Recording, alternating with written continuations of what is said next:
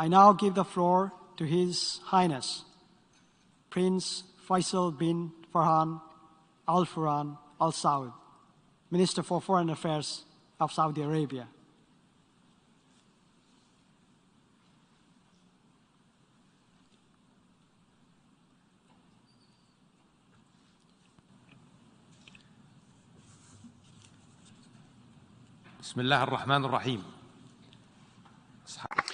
In the name of God, the Merciful, the Compassionate, Majesties, Excellencies, President of the General Assembly, Secretary General, ladies and gentlemen, may the peace of God be upon you all. At the beginning of my statement, I would like to congratulate Mr. Jabir Qureshi on his election to be President of the 77th session of the General Assembly. We wish you every success. I would like to thank Mr. Abdullah Shahid for his efforts during his presidency of the past presidency. And I would like to also welcome the well-advised efforts of the Secretary-General of the United Nations in order to optimize United Nations action to achieve the goals of the Charter. The Kingdom of Saudi Arabia reaffirms its attachment to the UN Charter and our constant support for the rules of international law aimed at preserving international peace and security, and to cooperate on the basis of mutual respect and respecting the sovereignty of states through peaceful means, and to abstain from threatening force or using force. My country participated in the building of the United Nations. We were there for the Charter of San Francisco, based on the teachings of our Islamic religion and our Arab traditions that are about justice, favor, peace and dialogue. The Kingdom has always supported international multilateral action according to United Nations principles to strengthen international cooperation given the challenges that our world faces. My country actively participates in all efforts for a more just, peaceful world and for a better future for our peoples and future generations.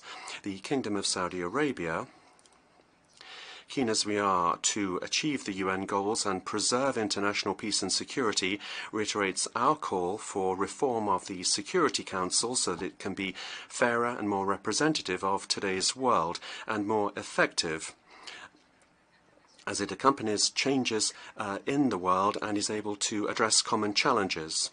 With regard to the wars that we're seeing in the world, the Kingdom of Saudi Arabia stresses the need for reason, the voice of reason and wisdom.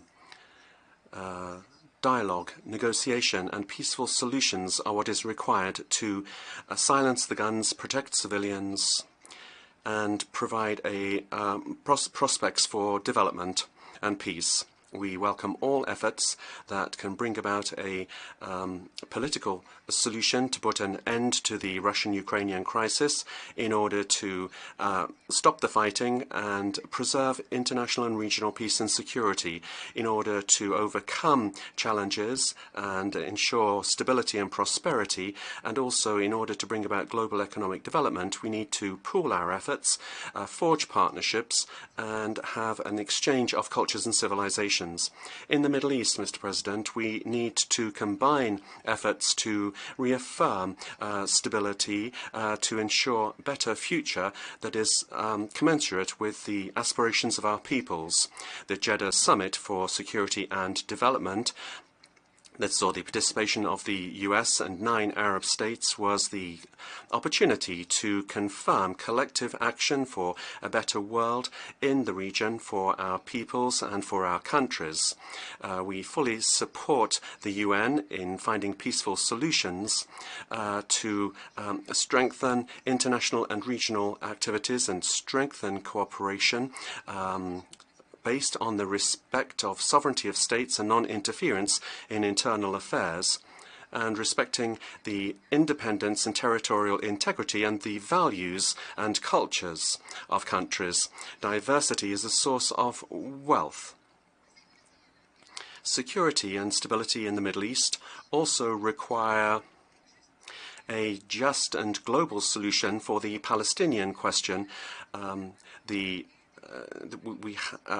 for a Palestinian state according to the 1967 borders with East Jerusalem as its capital. We condemn all unilateral measures that would affect this solution, and we call for their immediate cessation. With regard to Yemen, we repeat our commitment towards efforts to bring about a truce and to allow the President to fully play their role and to bring about peace according to the resolutions of the Security Council 22.6. We continue to play our key role to meet the humanitarian and development needs of Yemen, and we stress on the need to lift obstacles with regard to the inflow of basic foodstuffs and aid, and also roads need to be opened near Taiz, the third country of the city of the country which has been under siege for so long.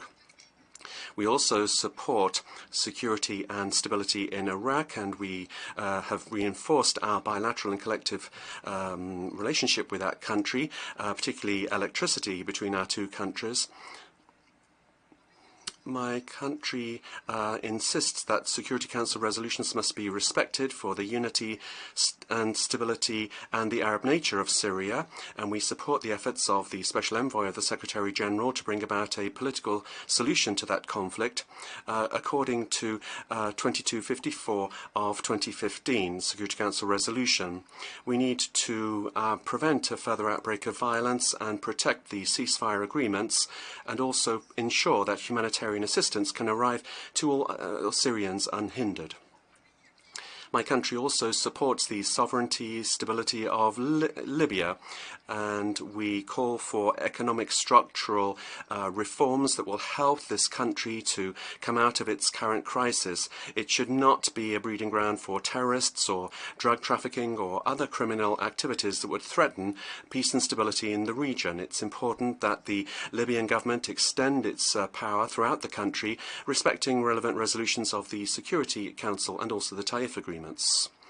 The Kingdom continues to deploy all of its efforts to encourage the parties of Sudan towards dialogue for a prosperous future. We also reiterate our support for the water needs of Egypt and Sudan.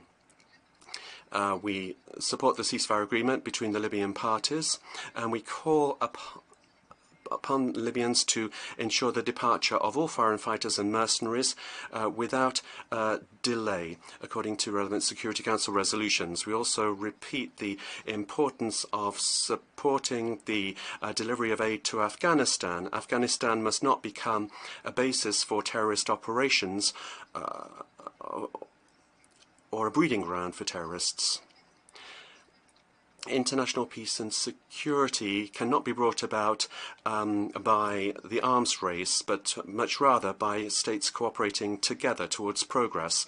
We call upon the international community to intensify efforts to counter proliferation of weapons and to make the Middle East exempt from these weapons, an area free of these weapons. We fully cooperate with the IAEA in order to adopt serious measures to build confidence with our neighbours in the international community. Mr. President, humanity is facing common challenges with regard to the economy post-COVID and the availability of food and energy and supply chain, and also environmental challenges. Our capacity to overcome these challenges very much depends on our cooperation and rethinking in the world that is balanced and fair. The Kingdom of Saudi Arabia is aware of the importance of addressing the challenges of climate change and of responding to its deleterious effects. And here we attach particular importance and make great contributions to the Paris Agreement on climate change, and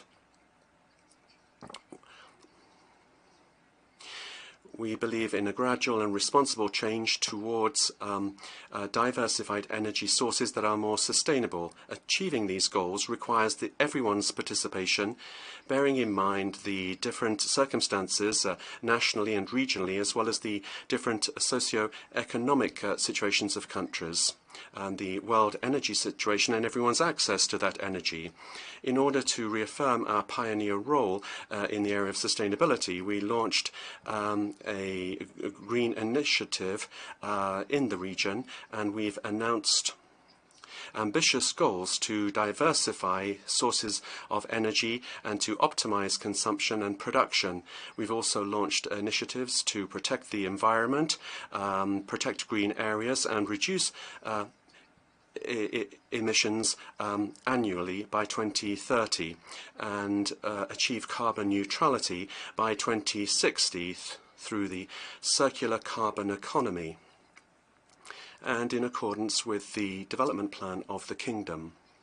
My country is also aware that we need to support the world economy by contributing to a balance on the energy markets. We need to invest in fossil fuels and clean energy in future decades in order to meet the growing international needs and to meet the needs of consumers and producers, to avoid the negative consequences of unrealistic policies aimed at excluding the main source of energy that would have negative consequences on world supply chains, on inflation, particularly energy prices, on unemployment, and would have other security and socio-economic damage. And in order to slow down the effects of the war on food security, the painful effects, and to achieve the SDGs in 2030, we plan to eradicate poverty. To do that, we need to facilitate the export of cereals and other food, because the price of food is increasing, and that is risking famine. My country contributes greatly to this aspect, and the total assistance in agricultural aid is now 2.8 billion US dollars. And Saudi Arabia, with our brothers in the region, has announced a 10 billion contribution for national and regional development funds. Mr. President, the international community is also fighting terrorism and extremism. We must continue to work relentlessly to address this scourge which is affecting our region. The international community must show itself firm with states that support terrorism and extremism and that attempt to use their extremist ideology to expand and to destroy.